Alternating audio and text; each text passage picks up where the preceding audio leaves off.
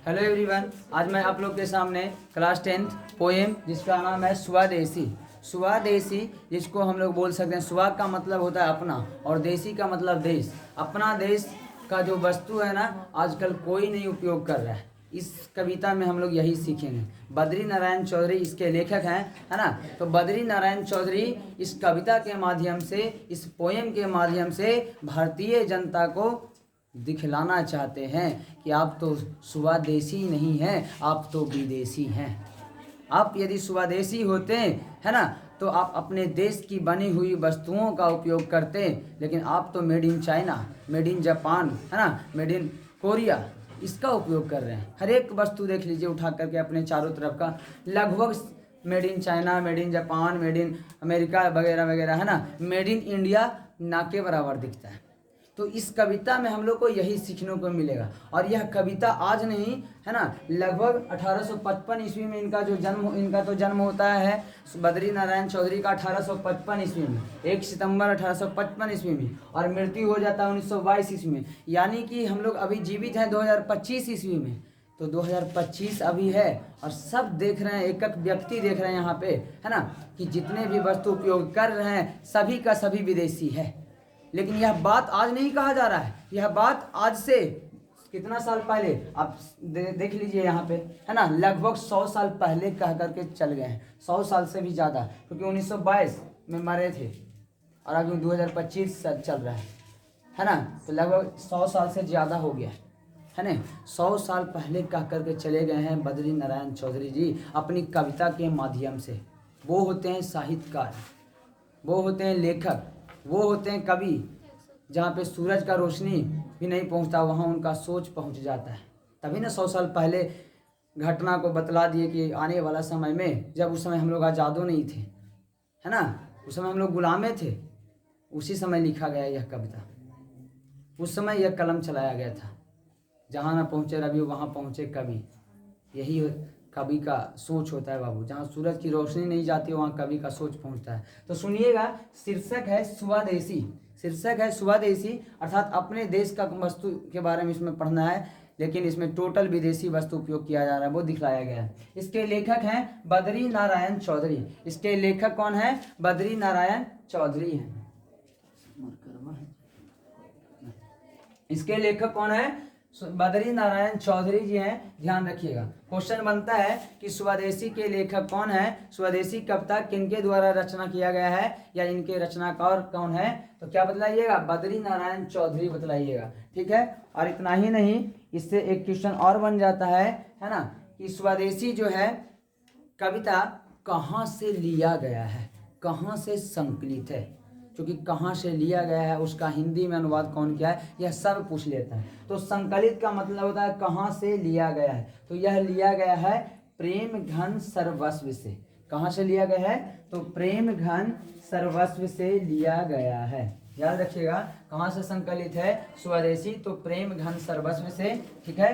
और इनकी जो रचनाएं हैं बहुत सारा है ना, जिसमें हम एक का लिखे हैं जो कि नाटक है। इनकी जो रचनाएं हैं नाटक है, कविता भी लिखे हैं इन्होंने, कहानी भी लिखे हैं, लेकिन एक नाटक है जिसका नाम है भारत सौभाग्य तथा प्रयाग रामागमन। ऑब्जेक्टिव में क्वेश्चन यह भी बनता है कि बतलाइएगा निम्नलिखित में से किस कवि ने भारत सौभाग्य तथा प्रयाग रामागमन किसने लिखा?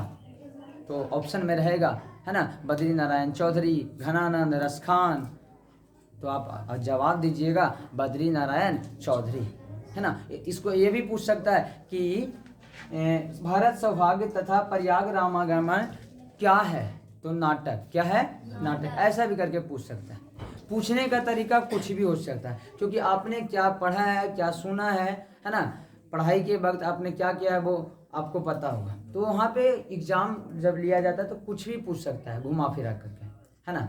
तो ध्यान दीजिएगा, जरूरी थोड़े एड्रेस में तो हम लोग पहले अपना नाम लिखते हैं, तो आपसे पहले अपने नाम पूछता है, कोई डायरेक्ट पापा का नाम पूछता है। तोरा जान के क्या करेगा, पापा का नाम जानेगा, अच्छा फलना के बेटा है कि ना, इसीलिए। तो सुनिएगा, ये शीर्षक है स्वदेशी, जिसके लेखक हैं बद्री नारायण चौधरी। जन्म होता है इनका 1 सितंबर 1855 ईस्वी को। 1 सितंबर 1855 ईस्वी को। स्थान है उत्तर प्रदेश में, एक गाँव है जिसका नाम है मिर्जापुर। इनका जो जन्म होता है उत्तर प्रदेश के मिर्जापुर में सन 1855 ईस्वी में 1 सितंबर के दिन। इतना ही नहीं, ये अपने जीवन में आदर्श मानते थे, गुरु मानते थे भारतेंदु हरिश्चंद्र को। किनको मानते थे? भारतेंदु हरिश्चंद्र को। क्वेश्चन बनेगा कि बद्री नारायण चौधरी, है ना, के आदर्श कौन थे या आदर्श किनको मानते थे? तो भारतेंदु हरिश्चंद्र को। और इतना ही नहीं, एक इन्होंने समाज का स्थापना किया था जिस समाज का नाम है रसिक समाज। रसिक समाज की जो स्थापना है कब किया गया था? तो 1874 ईस्वी में। किनके द्वारा किया गया था? तो बद्री नारायण चौधरी के द्वारा। क्वेश्चन बनेगा कि बद्री नारायण चौधरी ने किस समाज की स्थापना किया था? तो जवाब दीजिएगा, क्या जवाब दीजिएगा? रसिक समाज। कब किए थे? तो 1874 ईस्वी में। 1874 ईस्वी में। ठीक है, आप वीडियो में बने रहिएगा। यदि आपको वीडियो पसंद आता है तो चैनल को सब्सक्राइब एंड लाइक करना नहीं भूलिएगा और बेल आइकन को जरूर दबाइएगा, है ना, ताकि वीडियो डालने के बाद आपका पास जल्द से जल्द नोटिफिकेशन पहुंच सके, है ना।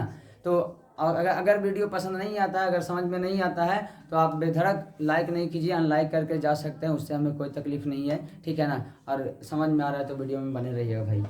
तो यहाँ तक हम लोग कंप्लीट कर लिए हैं, है ना। इनकी जो रचनाएं हैं, भारत सौभाग्य तथा प्रयाग रामागमन, भारत सौभाग्य तथा प्रयाग रामागमन।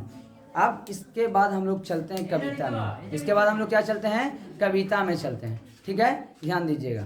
इसके बाद अब हम लोग चलते हैं कविता में, क्योंकि जो लेखक का जो परिचय है लगभग खत्म हो गया है ना।